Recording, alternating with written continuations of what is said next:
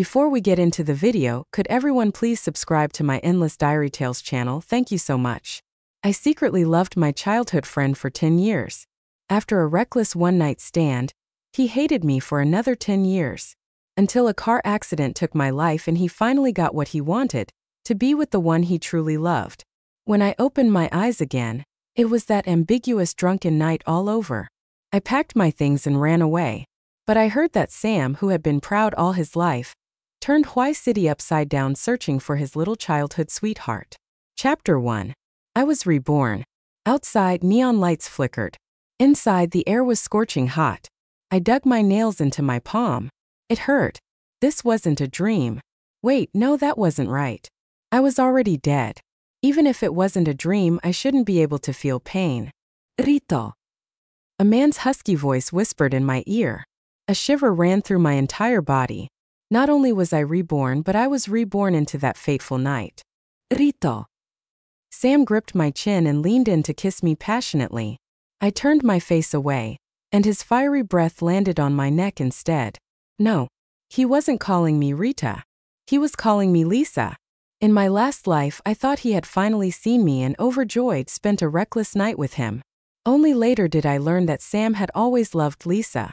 He had drunk too much and mistaken me for her. Sam, snap out of it. I pushed him away with all my strength. I had secretly loved him for 10 years. After that night, though, he hated me for 10 more. Thankfully, this time nothing had happened yet. Sam froze for a moment and looked down at me. The room was dark, but the city lights outside illuminated his face. He'd had too much to drink, but his pale complexion and steady gaze made him seem sober. So much so that in my last life I thought he really was Rito. He must have finally seen my face clearly. There was a trace of surprise in his voice. But in the next second, his expression turned cloudy and conflicted. Suddenly, he cupped my face urgently and leaned in for another kiss. I brought my knee up and kicked him as hard as I could, shoving him away. Then I bolted out the door. Chapter 2. Breathing in the cold air outside, I pulled out my phone and checked the date and time repeatedly. Only then did I believe it. I really was reborn. I rushed home as memories from my past life flooded in. Sam and I had been childhood sweethearts. Our families were old friends. Tonight, Sam's mother had called me, saying that she couldn't reach him and asked me to check on him. I had always known the code to Sam's apartment. I opened the door easily and ran into a drunken man. I had loved Sam for years. Hearing him call out Rita again and again, I simply couldn't resist. I stayed the whole night. The next morning, my parents and Sam's parents showed up to find us lying on the same bed. Clothes were scattered everywhere. Our families, who had long wanted to match us up, finally got their wish. At the time, I was about to graduate from college and talk of our marriage began. I was overjoyed back then. After secretly loving him for years, I had finally achieved my dream. Felt like I was walking on air. I thought Sam was happy too. He had always been cold and reserved, rarely showing his emotions. But he went with me to take wedding photos, pick out a diamond ring, and never said no. Until our wedding day. A beautifully dressed girl cried her heart out in the audience. Everyone thought Sam was kissing me, but he was actually gritting his teeth and whispering in my ear, "Rita, is this the result you wanted?" Chapter 3. Before this, I didn't even know Lisa. Sam was 2 years ahead of me in school. Although we lived in the same city, we attended different universities. I had never heard of him liking any girl, let alone being in a relationship. Sam gave me an unforgettable wedding night. He accused me of drugging him on that fateful night. He raged that everything was orchestrated, a deliberate setup. "Rita, your malice is terrifying. Your so-called love is disgusting. You wanted so desperately to be with me, fine. I'll grant you that wish. You destroyed my happiness. For the rest of your life, don't even think about being happy." He slammed the door and left, marking the start of a decade of bone-deep hatred toward me. Chapter 4. I slapped my cheeks hard and took a deep breath before going upstairs. "Rita, you're back already? Is Sam okay?" Hearing my mom's voice and seeing my dad sitting in the living room reading a book made my nose sting. This was perfect. Exactly how I remembered and missed it the most. After marrying Sam, I hadn't dared to come home for many years. "Rita," I mumbled a vague and said, He's fine. He really was. On the way back, I called an ambulance for him. If there were drugs involved or what kind of drugs, let the doctors figure that out. Rita, come here. What does this line say? Help Dad take a look. Suppressing the unease in my heart, I pretended everything was fine and spent a long time chatting and laughing with my parents before going back to my room. As soon as I entered, I saw the desk covered with photos. Photos of me and Sam growing up together. Opening the drawer, I found my diary lying there intact. The memory of Sam reading aloud every word of my love for him right in front of me was still vivid. And then, page by page, he ripped it apart. The secrets of a girl's heart were strewn like confetti, and he sat at this very desk with a mocking and disdainful expression. You wanted to claim me as yours since you were 10. Rita, you're a complete freak. Then again, the things you did, only a freak could do them. Chapter 5. What crime had I committed? Did I deserve for him to call a 10-year-old's innocent love perverted? It wasn't until Lisa was about to leave the country that I finally learned the whole story. In a private tea house, Lisa appeared elegant and composed, a stark contrast to the woman sobbing on her knees at my wedding. I'm getting married soon. Can we delete those videos now? I was utterly confused.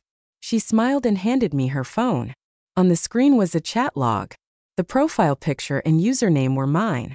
If you're smart, you'll leave Sam sooner rather than later. Sam and I have been childhood sweethearts, promised to each other since we were kids. Don't you have any shame? If you won't leave, that's fine too. I'll post the video on the school forum and let everyone see who truly belongs with Sam. Ruin myself?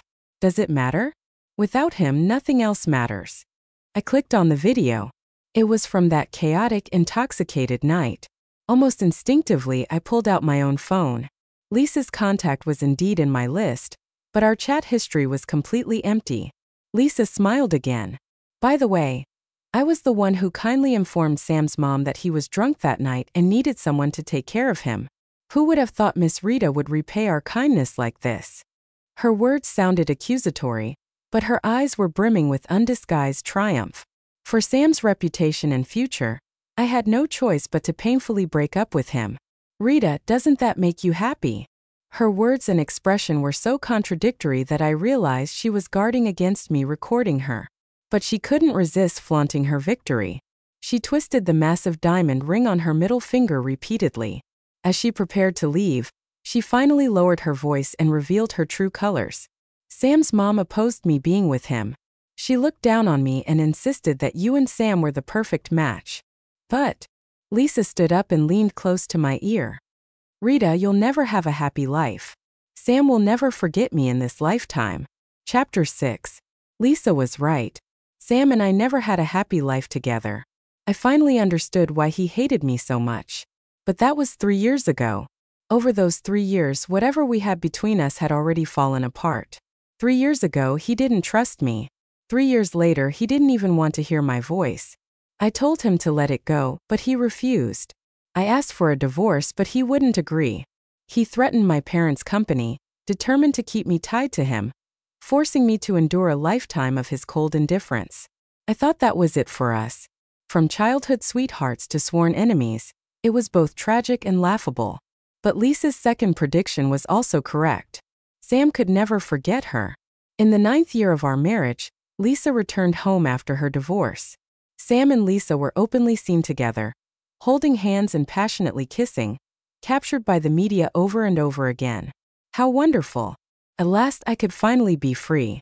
I deliberately chose Lisa's birthday to call Sam. A divorce agreement. What better birthday gift could I give Lisa? But Sam was silent for a long time. Come over. Let's talk in person. Just when I thought he was about to refuse, he spoke. I glanced at the heavy snow falling outside. I have no other demands. All I want is my parents' company. As for what belongs to you, I won't take a penny more. After today, everything is off the table. Then he coldly hung up. I knew he no longer had even a shred of affection for me. I grabbed the divorce agreement and headed out. But the snow that day was overwhelming. So heavy that when I hit the brakes, the tires skidded. Ahead was an elementary school letting out. I jerked the wheel hard and the car flipped. How unfair. Even in death, I was still Sam's wife. Chapter 7. My phone vibrated. I opened it to see a message from Sam. Had he gone to the hospital and sobered up? I didn't reply. I scrolled through my contacts list, and sure enough, Lisa was already in it, but I had no memory of adding her. Rita, where did you go? Another message from Sam popped up. I frowned. At this point, even though Sam's mother had tried to separate him and Lisa, they hadn't completely broken up yet. Why wasn't he looking for Lisa now that he was sober? Why was he looking for me? I exited the chat and noticed several unread messages. The new semester of my senior year had just started, and my grade group and class group chats were buzzing with activity. Nicole, Rita, have you packed your luggage? Don't be late tomorrow. I stared at the message for a few minutes before snapping out of it. In my past life at this time, I had planned to go to Hawaii City with Nicole to look for a job. But then that incident happened and I thought I was with Sam. Of course, I decided to stay in this city instead. The trip to Hawaii City was canceled. I quickly replied to Nicole, how about we change our destination at the last minute? Nicole. Me. Let's go to Beijing instead. Nicole? Beijing. Nicole was my best friend. I was still thinking about how to explain when her reply came. Beijing sounds amazing. I'll follow your lead unconditionally. I smiled. After some discussion, I got up and repacked my luggage. When I finished, I tossed the framed photos on my desk, the diary in my drawer, and even my SIM card into the trash. Chapter 8. I went to Beijing. No one knew except Nicole. Even my parents thought I had gone to Hawaii City. Lisa had made her move halfway through the game, but I didn't fall into the trap like I did in my previous life. I wasn't sure what other tricks she might pull. 10 years of entanglement, 10 years of love and hate. Whether it was Sam or Lisa, this time I wanted nothing to do with either of them. But about a month after arriving in Beijing, Nicole leaned in with a mysterious smile. Word is Sam's looking everywhere for you. He's practically turned Hawaii City upside down. He's looking for me? Why? I had shoved him with all my strength that night. His head hit the wall pretty hard, it probably left a mark. Could he be holding a grudge? Who cares? Once I thought I understood him, thought what we had was extraordinary. An illusion like the moon reflected in water. A fragile facade. By the second month in Beijing, Nicole had successfully found a job while I was still taking my time. Rita, you didn't just trick me into coming here while planning to leave Beijing yourself, did you? Of course not. In the third month, the opportunity I'd been waiting for finally arrived. A junior from high school contacted me, saying he had a project that needed funding, and asked if I was interested in investing.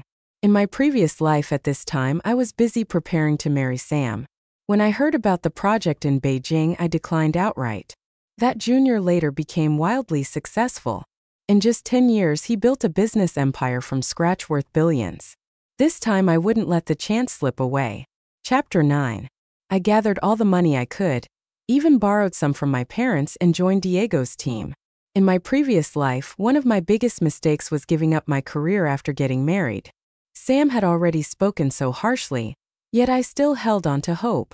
I thought there was just a misunderstanding between us, that as long as I worked hard enough, the bond we shared since childhood would overcome anything. By the time I woke up to reality 2 years later, not only did I have no place in his company, but even my parents' small business was out of my reach. Rita, how does this look on me? There was an industry gathering tonight, and Diego was trying on suits. I gave him a speechless glance. In 2 lifetimes, I've heard people call me Rita, and those younger than me call me Sister Rita. But Diego insists on calling me Little Rita.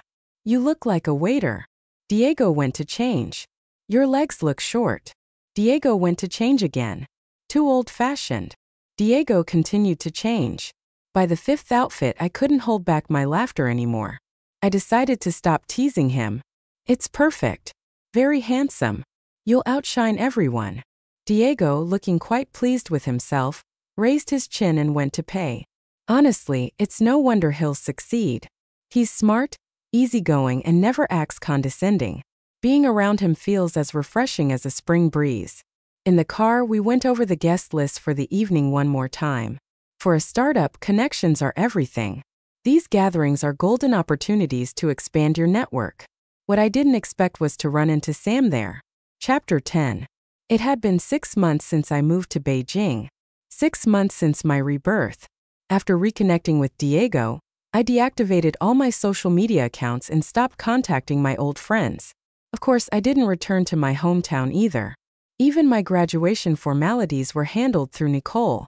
In truth, I spotted Sam almost as soon as I entered. He was standing with Lisa, an attractive, well-matched couple. "Do you know him?" Diego asked me quietly. For a moment, I was at a loss for words. I was just surprised. Sam's family had always been in manufacturing.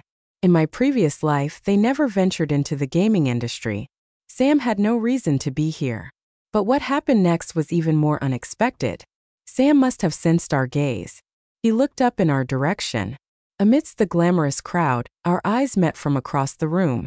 Suddenly, his eyes turned red. "Rito." Almost immediately, he pulled his arm out of Lisa's grasp and strode toward me. Chapter 11. I didn't understand why he was so emotionally charged. He had always been cold and detached. The only time he showed any unrestrained emotion was when he curled his lips in mockery, openly displaying his contempt for me. As Sam approached, he reached out to grab my hand. Instinctively, I took 2 steps back just as Diego stepped forward, positioning himself protectively in front of me. "And who might you be?" It was only then that Sam seemed to notice Diego. He glanced at him, then at me, moving his lips slightly but saying nothing. "Sam."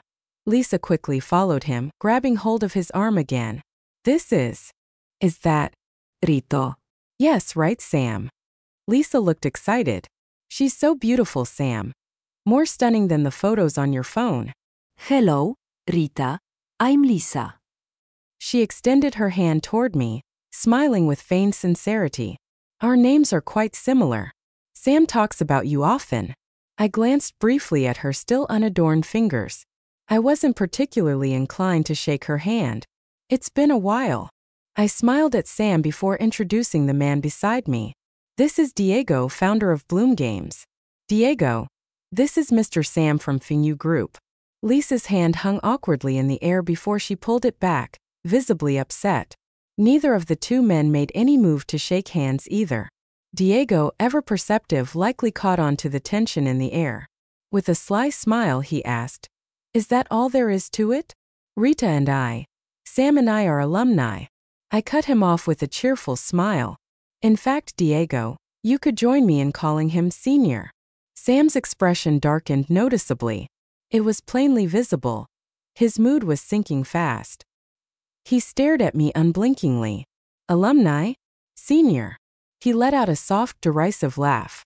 "Your senior seems a little unwell, doesn't he?" Diego scoffed softly while pouring me a drink. "He's got his girlfriend by his side but keeps glaring at me, like I stole his wife or something." I glanced at Sam. Sure enough, he was leaning in the lounge area, swirling his glass and staring at us from afar. After that brief confrontation earlier, I quickly took Diego away. The people we needed to connect with tonight were clearly not Sam. There was no point in wasting time on him. Well, maybe I should steal his wife for real. Diego casually slid his arm around my waist. Same zgazy sharpened instantly. He put down his glass and started to rise, only to be stopped by Lisa. She tugged at his sleeve, tilting her head to say something to him. Sam's expression softened. He pulled a tissue from the table and gently wiped the corner of her mouth. Diego muttered under his breath, eating from one bowl while eyeing another. "What a dog. That over there looks like the CEO of Bronze World Gaming. Let's go introduce ourselves." I pulled Diego toward the other side of the room. For the rest of the evening, Sam didn't come near us again. He and Lisa left the event early. But some things are inevitable. When I returned home that night, Sam was waiting at the entrance of the apartment building Nicole and I had rented. Autumn comes early in Beijing. By late August, the night air carried a cool breeze. Sam was leaning against the corner of the wall, a cigarette between his fingers. The ember flickered on and off in the wind. I lowered my head to send Nicole a text, then walked straight toward him. "Not avoiding me anymore?" Sam's voice was a little hoarse. "I wasn't avoiding you. It was the truth. I simply didn't feel like dealing with him, but I wasn't deliberately hiding from him." "Why are you looking for me?" I asked. Sam's hand holding the cigarette paused slightly before he stepped it out against the wall. He straightened up and started moving toward me. I instinctively took a step back. Let's talk in the car. Sam's car was parked downstairs. I had already noticed it when I got out of Diego's car. I deliberately avoided sitting in the girlfriend's seat in the front and opened the rear door instead. When Sam saw me sitting in the back, he shut the driver's door, which he had opened halfway, and joined me in the back seat. I slid closer to the door, putting more distance between us. The car's interior wasn't cramped, yet the atmosphere felt suffocating. After a long silence, Sam sighed. Rita, I went to your house. Your parents wouldn't tell me where you went. I went to your room and you threw away all our photos and the journals in your desk. I remember you had so many of them. Did you throw those away too? I let out a soft laugh. Turning my head, I locked eyes with Sam. Do you really not know why I threw them away? Getting a second chance. I thought it was heaven's favor toward me. But it turns out I wasn't the only one heaven favored. I'm ashamed to admit that even after 10 years, I still remember what Sam was like at 23. The 23-year-old Sam didn't like wearing suits. Even if he did, he would choose something trendy like ash gray. The 23-year-old Sam didn't like wine. He preferred flashy, stimulating cocktails. The 23-year-old Sam didn't smoke. The 23-year-old Sam was cold and quiet, yet bold and rebellious. I once loved him so passionately that even our brief exchange at the banquet was enough for me to recognize him. But the man before me wasn't the 23-year-old Sam. Sam was looking at me too. The car lights weren't on. Only the streetlights cast faint shadows inside. In the dim light, I saw the emotions in his eyes shift. Surprise, pain, joy, regret. All blended together, making it impossible for me to discern them clearly. Of course, I didn't want to see them clearly either. Rita, so you really... Please don't call me that. I met his gaze coldly. Mr. Sam, our relationship now only warrants the terms alumni and senior. Sam's eyes reddened suddenly, just as they had when he first saw me. Chapter 15. Rita, I know you're hurt. That snowstorm. I was so blinded by anger that I insisted you come to talk in person. I didn't really mean to. Don't bring up the past. I interrupted him. Sam, it wasn't easy getting a second chance. From now on, let's go our separate ways. You can marry the one you love and I'll walk my own path. Please don't come looking for me again. Rita, don't say that in anger. Sam grabbed my hand. You said it yourself, it wasn't easy to start over. You used to always ask me to let it go. In our last life, you owed me once and I owed you once. Now we're even. This time you've turned back from the wrong path, and we... What did you just say? I almost doubted my ears. Turned back from the wrong path? Rita, I was happy you called me an ambulance. Sam tilted his chin slightly, his gaze fixed on my face. He looked sincere and composed. Our bond since childhood shouldn't have been tainted by such despicable means. That's enough. I shook off his hand. Sam, you're just hopeless. I got out of the car and slammed the door shut behind me. Chapter 16. I never expected Sam to learn the truth. After I died, my soul drifted for a while. Though I floated in and out of consciousness, I saw it with my own eyes. Sam proposed to Lisa. The diamond ring was even bigger than the one I had worn, and the scene was far grander than our wedding. It was at that moment that my soul finally dissolved completely. Sam truly loved Lisa. How could he ever bear to doubt her? But what I didn't expect was that when I pushed him away, his only reaction would be to call it my return from the wrong path. What a return from the wrong path.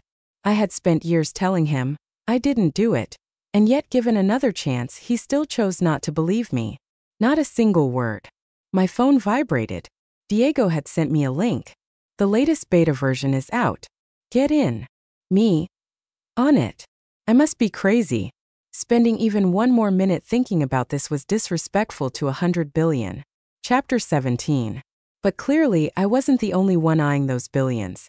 Over the next decade, traditional industries would decline while the gaming industry would skyrocket. Especially mobile games, which, with the advancement of smartphones, would rise to dominance. As someone who's lived through it once, it's no surprise that Sam would set his sights on this lucrative field. So I often coincidentally ran into Sam in Beijing. He didn't cause me any trouble, but somehow he'd gotten hold of my phone number and occasionally sent me messages. Like now. Stay away from Diego. He doesn't have good intentions toward you. Diego, sitting right beside me, glanced at the message and snorted coldly. Now he wants to play the good guy? He shifted closer, wrapping an arm around my shoulders. This was a promotional event for a new mobile game with plenty of investors in attendance. I elbowed Diego. Instead of moving away, he leaned closer to my ear. Little Rita, why don't we just get together for real and drive him crazy? Me? Stop acting like a child. Who's acting like a child? I'm an adult, Before he could finish, a strong hand yanked him aside and pulled me up. I was dragged out of the room without warning. Chapter 18. Lisa, have you completely stopped listening to what I say? Sam looked furious, even angrier than when he tore up my diary all those years ago. But he quickly calmed down. The way he looked at me was a mix of helplessness and sorrow. Rito. He placed his hands on my shoulders. I know you resent me for using your parents' company to pressure you. Now I just want to build something of my own. The gaming company I'm working for is almost ready. When it's done, I'll hand it over to you to manage, okay? Quit your job at Bloom Games. The villa in Lanshan is ready. Everything is prepared according to your preferences. Rita, let's not miss out on each other again in this lifetime. It took me a moment to process what he was saying. Was he thinking about reconciling with me? The mockery in my eyes must have been too obvious because Sam's expression shifted slightly, his emotions restrained. He sighed. Rita, I know you're still angry with me. You don't know what happened after you passed away. Sam reached out to touch my cheek, his eyes beginning to redden again. Can't you give me some more time? Just a little more time until I take care of things. After all, we owe Lisa. Despite all my mental preparation, I couldn't help but laugh when I heard his last words. Yes, we owe Lisa. We owe her so much. I brushed Sam's hand away and looked him in the eye. Then go repay her. Use your entire lifetime, even eternity, to repay her. And never look back. Rita. I turned and walked away. Rita, just wait. Behind me, Sam called out with conviction. I'll give you an answer. Chapter 19. Sam didn't show up again. Nicole said he had taken Lisa on a world tour. Lisa's social media was filled with daily photo collages, and she looked incredibly happy. As long as they stayed out of Beijing, I was more than glad to have peace and quiet. After more than half a year of effort, our first mobile game was finally complete. To be honest, this was the first time in 2 lifetimes that I'd focused so wholeheartedly on something. Diego, who usually seemed unserious, was astonishingly diligent when it came to work. The entire Bloom Games team was young and full of energy. Being around them often made me feel like I was just a freshly graduated college student, as if I hadn't lived through a decade of hardships. Rita, try it again and make sure this version is actually fun. Okay? I had to admit young people have endless creativity. At the company, I now had a variety of nicknames. It's pretty fun, I said sincerely with a nod. Truthfully, I wasn't much of a gamer before. Diego had pulled me into this world. I added a few more skins. Let's use this version for today's meeting with the platform. After uploading the final version, the junior designer patted my shoulder. Rita, good luck today. I was bringing the game to the platform team for integration. If all went well, the game would be launched soon. Grabbing my laptop, I texted Diego. For something this important, he obviously needed to be there too. But since he was still a student, we agreed to meet at the platform company's entrance. The psychological shadow of the car accident still lingered, so I didn't drive. Sitting on the subway, I felt a bit nervous. I only knew that Bloom Games eventually became one of the top mobile gaming giants, rivaling the likes of Tencent. But whether its start had been smooth, I had no idea. This was the result of half a year of hard work from the entire team. Of course, I hoped it would be an instant hit. What I didn't expect was that before I could even reach the destination, just as I exited the subway station, I ran into an obstacle. Chapter 20. Sam's gaming company. Lisa was involved in it too. In this industry, there are only so many platforms. It wasn't hard for her to figure out my schedule. She didn't look as carefree as Nicole had described. At the very least, she seemed far less confident than when she once flaunted her diamond ring in front of me. I glanced at her briefly before looking away, not intending to engage. But she clearly came for me. Rita, you won. Are you happy now? I had no idea what she was talking about. I quickened my pace, but she followed closely behind. Rita, what makes you better than me? You're just from an average family. Your parents run some lousy small business. You've only gotten ahead because you've known Sam a few years longer and have been chasing after him like a simp the whole time. Rita, are you playing hard to get with Sam now? I glanced at my watch, not bothering to reply. Sam's parents are completely charmed by you. They only see you. Now even Sam's siding with you. Lisa suddenly grabbed my wrist. Rita, stop pretending to be so aloof and righteous. Do you think I don't see through your feelings for Sam? We're not that close, I said coldly, shaking off her grip. Whatever issues you have with Sam, take it up with him directly. Oh, we're not close? But you're close to Sam, is that it? I dated Sam first. You're the third party. I bit my lip, refusing to argue with her. Just one more street to cross, and Diego would be waiting for me. But Lisa clung to me, crying, Rita, Sam wants to break up with me. No matter how much I beg him, he's determined to end things. He loved me so much. He called me gentle, kind. He bought me a house, a car. He even took me on a world tour. He said he wanted to marry me. And now he says all of this was just to compensate me. Rita, please, I can't live without him. Lisa already looked haggard, and her tears only made her appear more pitiful. During rush hour, passers-by avoided us walking around. I was irritated but couldn't leave since the light was still red. I had no choice but to endure it. Lisa grabbed at my laptop bag. Rita, if you don't care about Sam, then just make things clear to him. There was something important in the bag. I instinctively stepped back to protect it. Lisa suddenly seized on this reaction as if she'd found leverage. You'll never get rid of me. That tone, it was so familiar. I could almost see the smug smile forming at the corner of her lips. She yanked hard on my laptop bag. As I pulled back, she let go, suddenly staggering backward. A deafening screech of brakes followed by a loud thud. Chapter 21. How could I forget? Lisa is a gambler. In my previous life, she used clumsy tricks to bet on Sam's trust. She let one lie stand between me and Sam for 10 whole years.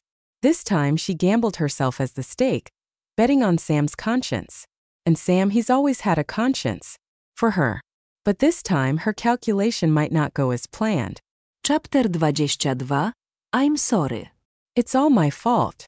I stood by Lisa's hospital bed and said, I shouldn't have argued with her by the roadside. I shouldn't have held onto the laptop when she grabbed it. Oh, but she wasn't trying to grab the laptop. She was just emotional and held onto my hand while talking. Diego nudged me in annoyance with his elbow. Lisa had been hit by a car. Luckily, it was near a red light and we weren't on the main road when it happened. The car had slowed down. The driver managed to brake in time, and Lisa only suffered a broken rib and a fractured leg. The surveillance footage wasn't clear. It only showed that she and I had been in a conflict. It didn't clearly establish who was at fault. But Diego, who had been standing across the street, saw everything clearly. Which is why he was unhappy with my apology. He didn't understand. To Sam, explanations are just excuses. He only ever believes what he wants to believe. 10 years were enough to teach me that lesson. As expected, the moment I apologized, Lisa's teary-eyed, pitiful expression froze, and the words on Sam's lips stopped short. Since Lisa got hurt because of me, why don't I help you take care of her for a while? I turned my head toward Sam. On our way out, Diego's dissatisfaction only grew. Have you lost your mind? She timed it perfectly to fall backward. What does that have to do with you? She clearly just wants to cling to Sam. Why not let them be two peas in a pod? Lock them together for good. I glanced at my wrist, still red from Lisa's grip. Do you remember the last time we played that game? The annoying player who kept bothering us. We beat them up, they ran away, and then at a critical moment, they popped up again to mess with us. What did you say about dealing with people like that? Diego said, use the ultimate move. Take them out for good. I nodded. Use the ultimate move. Take them out for good. Chapter 23. I was doing my job well. 8 to 5, more punctual than a regular workday. For the first time, I understood the thrill Lisa must have felt doing all those things. It turns out that making someone you dislike unhappy can be so satisfying. Sam, my leg hurts so much. Sam was about to get up. I stopped him. She's crying from the pain. Should we call the doctor? Sam nodded and called the doctor. Sam, I'm so thirsty. Sam got up. I stopped him again. The nurse is meticulous. Let her handle it. Sam, lying here is so boring. Could you read me a book? I got up. I'll do it. This is the kind of thing I can handle. After a few rounds of this, Sam finally realized I was doing it on purpose. And yet he seemed somewhat pleased. Rita, I told you I'd give you an answer. I've already broken up with Lisa. When she's discharged, I'll give her a compensation payment, and we'll be done for good. Occasionally, when it was just the two of us in the hospital room, he would look at me with those joy-filled eyes. And then we'll go home together.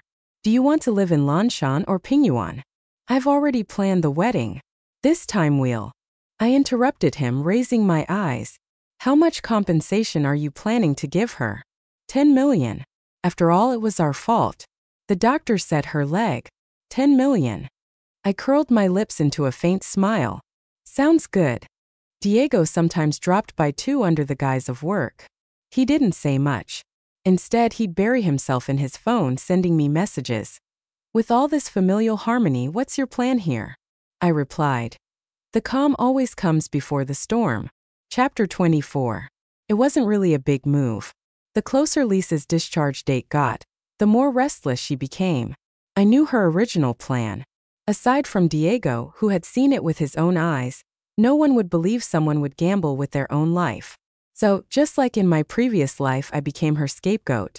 And just like before, Sam and I would argue because of her. The difference this time was that she wouldn't leave. She would take advantage of Sam's lingering affection and guilt, demanding whatever she wanted without shame. Perhaps she even hoped to end up with some permanent disability, giving her more reason to make Sam feel indebted to her for the rest of his life. But I wasn't angry. Before Sam even had a chance to ask, I apologized voluntarily. I didn't argue with Sam either. In fact, I laughed and joked with him in front of her, playing the part of a couple growing closer. Threw her off balance. She began to worry that once she was discharged, she'd be abandoned. I almost wanted to comfort her. After all, wasn't there still the 10 million? Sam truly loved her, didn't he? Of course, whether she could get that money depended on her ability. 3 days before Lisa's discharge, Sam's face lit up with joy as he started discussing curtain colors for the house with me. Sam, I'm not going back with you. I put down my breakfast and looked at him calmly. I won't marry you again. I won't love you again. I don't even want to see you again. Do you know why? Sam, looking dazed, followed me back to the hospital room. I called out to him again. Brother Sam. Yes, that's how I used to call him when we were kids. And in these past few days, I'd started calling him that in front of Lisa too. It was a nickname far more irritating than her simple Sam. Auntie called and said there was a break-in at your apartment. Let's go check it out. At the word go, Sam's eyes lit up immediately. But how could Lisa possibly agree? She hadn't even been discharged yet. Sam hadn't mentioned the compensation either. If I took Sam away, she might end up with nothing. Neither the man nor the money. Brother Sam, are we going or not? I tilted my head, looking at him. If we don't go today, we'll never go back. Sam reached out to take my hand. Well, we don't really need to go back. Sam, your apartment has surveillance cameras, doesn't it? Lisa hastily sat up, asking the nurse to fetch her laptop. Sam, I forgot to tell you before, but I was worried about break-ins, so I installed surveillance cameras in the apartment a long time ago. We can just check the footage on my computer to see how everything is. I watched as Sam's face turned white inch by inch. He stared at Lisa in disbelief. What did you say? Who installed the surveillance cameras? Lisa didn't notice his expression and continued. I installed them last year. The footage is connected to my laptop. We can watch it right now. I turned to Diego, who had come to watch the drama unfold. Diego, I suddenly can't remember. Are game account usernames and avatars unique? Diego replied, of course not. So creating a new account with the same username and avatar is pretty easy, right? Absolutely. I remember that's how WeChat works too. Isn't it? That's correct. All right, Diego. Let's go. See? Just that simple. So simple it's almost pathetic. Chapter 25. Sam appeared before me again a week later. In those 7 days it was as if he had aged 7 years. He looked alarmingly thin, unshaven and disheveled. It was raining. He stood in the drizzle, head lowered, his clothes soaked through. He seemed surprised that I came downstairs so quickly. When he saw me, shock flashed in his eyes, quickly replaced by a maddened guilt. I'm sorry. The apology, 10 years too late, finally fell from his lips. I'm sorry, Rita. He trembled as he hugged me, his scalding tears dripping onto my collar. I'm sorry, Rita. For all those years, all those times, His voice choked, unable to go on. It's all in the past, I said. No, it's my fault.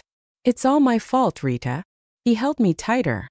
Please accept my apology. Please. I shook my head. Sam, it's too late. Sam suddenly broke into sobs. But I love you. I love you, Rita. It wasn't until you were gone that I realized how much I love you.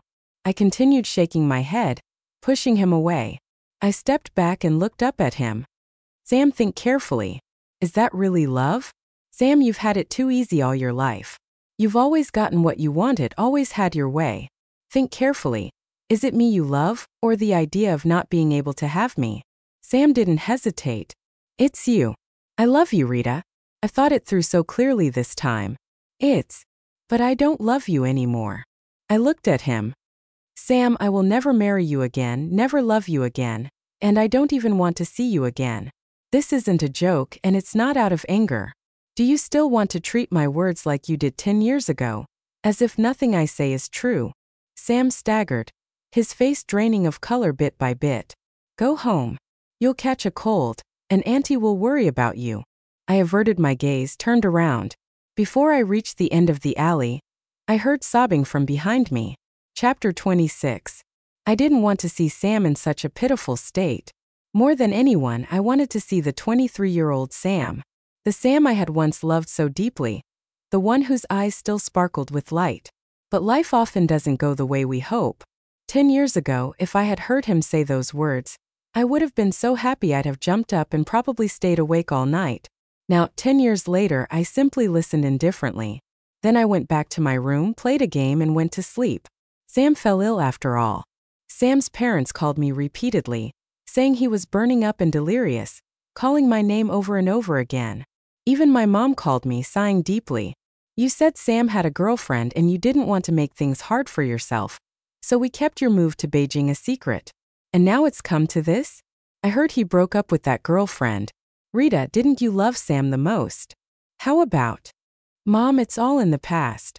One of my greatest mistakes in my previous life was keeping the truth about my falling out with Sam hidden from my family. At first, it was because I still had hope, thinking there was room for reconciliation. Later, it was because of my dad's poor health. Sam had always been the son-in-law he was most proud of, and I couldn't bring myself to tell them. It wasn't until I saw my parents bury their child that I realized, what son-in-law? What company? Nothing is more important than their beloved daughter. So at the very start of this life, I was honest about how I felt. And as expected, both mom and dad supported me wholeheartedly. They just wanted me to be happy. Sam was sick for over a month. His mom begged me to talk to him. For all those 10 years, his parents had been kind to me, so I didn't refuse. On the phone, Sam cried softly. Sam, I said gently, don't dwell on it too much. The ending in our last life. I was at fault too. I was wrong for not loving myself before loving someone else. I was wrong for repeatedly ignoring the lifelines right beside me. I was wrong for giving up the whole world for one man. In an avalanche, no single snowflake is innocent. A ridiculous lie created a 10-year tragedy, and I couldn't escape blame. But if I was wrong, I would change. Chapter 27. After recovering from his illness, Sam took Lisa to court. He had always firmly believed that his change of heart had wronged Lisa. Before their breakup, he gave her significant material compensation. Now he seemed to think differently and wanted to take it all back. I didn't pay much attention to it. Our first game had launched. It received rave reviews and its revenue kept climbing. Every morning I woke up to check the numbers. Every night I went to bed thinking about new game ideas. Occasionally, I'd see someone playing our game on the subway, and that would keep me smiling for half the day. See, life holds so many sources of joy. Love isn't the only one. When our second game launched, it shot straight to the top of the download charts on the first day. That sense of fulfillment was so overwhelming that it made the entire world seem brighter. I put down roots in Beijing and brought my parents to live with me. My life diverged further and further from its original path. Sam didn't disappear from my world right away. For a while he followed me around. He didn't try to talk to me, just silently followed me to and from work. It seemed his court battle with Lisa had ended. Nicole told me that Lisa didn't get much money. Her leg from the car accident had indeed been left permanently damaged, but her request for compensation was denied by the court. But once he was done with Lisa, he came to pester me, which wasn't exactly enjoyable. Most of the time I ignored him. The streets didn't belong to me, so he could walk wherever he wanted. Occasionally, when I was in a bad mood, I'd turn around and snap at him. "Sam, is this why you came back, to follow me around?" He actually answered, "Yes." That ended any desire I had to keep talking to him. The last time I saw him was on another rainy day. In late autumn, the rain was fine and icy like needles. Not wanting him to fall ill again and have his mom bombard me with phone calls, I bought him an umbrella. He was leaning against the corner of the alley when he suddenly asked me, "Rita, for the way I treated you in the past, do you think I was cruel? And now saying I like you, does it disgust you? I ruined your happiness." For a moment I felt like I was back in that year on our wedding night. At this same age, in this same season, in the midst of a room full of festive red decorations, he had stood there coldly berating me. "Rita, your cruelty is chilling. Your so-called love is disgusting.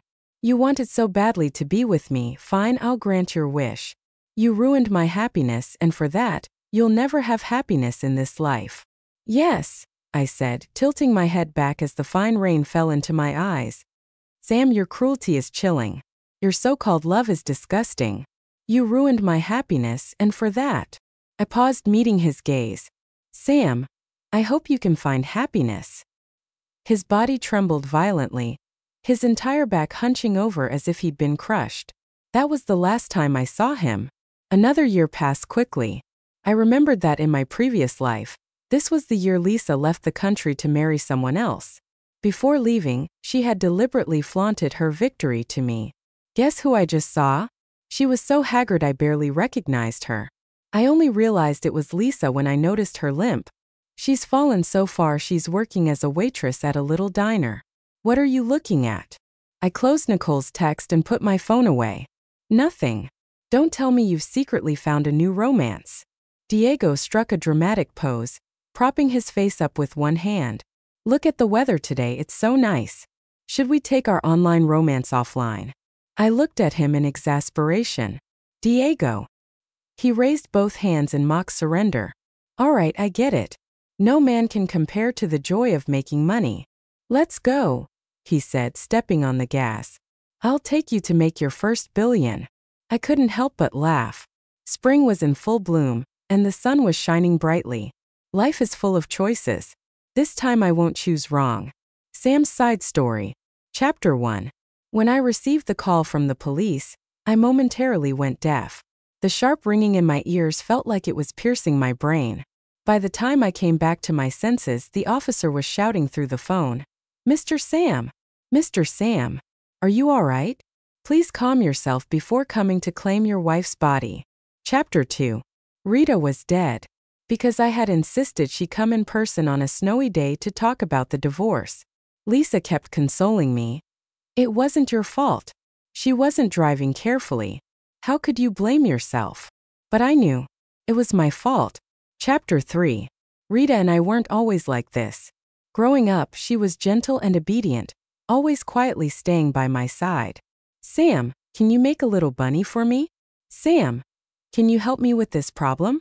Sam, can you wait for me to walk home together after school?" We had a great relationship. My phone was filled with pictures of her. Every time I saw her name in a book, I would instinctively circle it. Felt so familiar. Chapter 4. I met Lisa in college. She was surrounded by a group of thugs when I stepped in to help her. After that, she started showing up around me. Quietly. Much like Rita. She had seen pictures of Rita on my phone. She's so beautiful. Is she your girlfriend? Without hesitation, I answered, no, she's my little sister. Chapter 5. I always thought I only saw Rita as a little sister. Every time my family brought up the idea of me marrying her, I felt irritated. Who marries their own sister? Being told how my life should go from the start had sparked a rebellious streak in me. So when Lisa cried, saying my mother had asked her to leave, I held her and said, I'll marry you. You're the only one I want to marry. Chapter 6. When did things start to change? I suppose even I don't know. When Rita showed me those chat logs, my explosive anger was only because she had tried to force me to break up with Lisa, wasn't it? It wasn't because of what she said.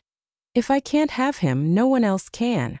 When I cooperated and went through with the wedding, wasn't it just because I was angry and had decided to torment her for the rest of her life? It wasn't because I didn't truly mind her being my wife, was it? I started realizing these things after Lisa returned to the country following her divorce. I overheard her crying to a friend on the phone. I knew it. He never really loved me. She told me, he doesn't even touch me. Do you know? Even when we were dating, he never touched me. The one he loves has always been Rita. Otherwise, in this day and age, who marries someone just because they slept together once? Chapter 7. That was a call from Rita 3 days before she asked me for a divorce. By then I had already begun to feel that something was off. Over the years we had argued constantly. At first, it was about her disgraceful behavior, which she adamantly denied. But I had seen the chat logs. The video angle was from the surveillance camera in our apartment. Only 3 people knew the password to the apartment. Rita, me, and Lisa. In the 3rd year of our marriage, one day she suddenly asked me, why don't you suspect Lisa in all of this? I found it laughable. What would Lisa gain from doing something like that? Lisa had been driven to break up with me because of Rita's threats. After the breakup, she fell into depression and attempted suicide multiple times. She had no motive to do such a thing. Rita never brought it up again. Later, we argued over trivial matters. Lisa's marriage wasn't a happy one. She often called me long distance, crying to me about her life. If it weren't for Rita's actions back then, Lisa wouldn't have ended up like this. Every time I thought about it, I couldn't bring myself to speak to Rita calmly. The once sweet, bunny-like girl I knew. How could she hide such a different face behind the scenes? Before Lisa came back, Rita and I were still fighting. That time it was because I found her birth control pills. She didn't care about my future. She didn't care about my feelings. She didn't even want to have a child with me. Those diary entries, so it wasn't love at all. It was obsessive possessiveness. We fought like this for years. Then Lisa came back. I thought I would be happy. But when I was truly with Lisa, just as Rita had said, I didn't even want to touch her. Chapter 8. Had I always loved Rita? I thought about how steady and secure I felt when I held her in my arms after waking at night. I thought about the quiet comfort I felt every time I came home and saw her peacefully waiting there. I thought about how often her face would flash in my mind when I was with Lisa. I realized I had always loved Rita. But now she wanted a divorce. Her tone was so calm, so certain that I would agree. Come over, let's talk about this in person, I said. There was no way I would agree to divorce her. She sighed. I don't want anything else. I only want my parents' company. As for what's yours, I won't take a cent. To leave me, she was even willing to give up her share of the family assets. Anger surged in my chest. After today, everything is off the table, I said. And with that one sentence, she died on the snowy road. Chapter 9. No, it couldn't be. It was impossible that I loved Rita. If I loved her, how could I have treated her with such hostility for 10 years? If I loved her, how could I have been the one to drive her to her death? The one I loved was Lisa. The whole world knew that I loved Lisa. I defied my family for Lisa. I coldly ignored my own wife for Lisa. I chose not to have children for Lisa. I pretended as if everything was fine. I didn't even attend Rita's funeral.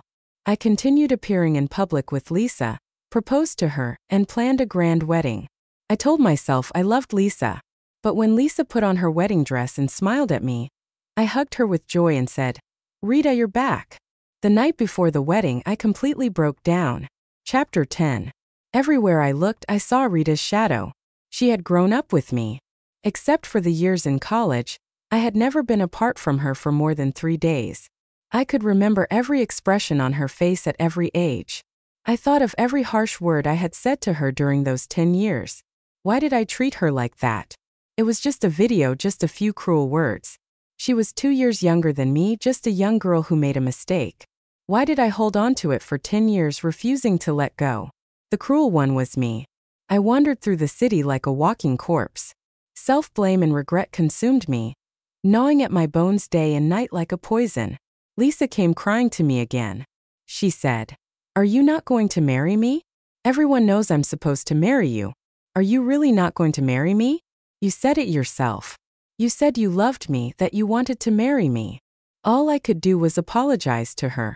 If there's a next life, I'll repay everything I owe you then. If only there were a next life. I'd give up 3 lifetimes in exchange for one chance to start over. I don't know how much time passed, but it started snowing again. I lay down on the freezing tracks, staring calmly at the sky as the train roared closer. The snowflakes fell like feathers, just like they did the day Rita died. It must have been this cold that day too. If I could do it all over again, I would love her properly. If I could do it all over again, I would make up for every regret. What I didn't know then was that I really would get another chance. But it would only lead to an even greater mistake.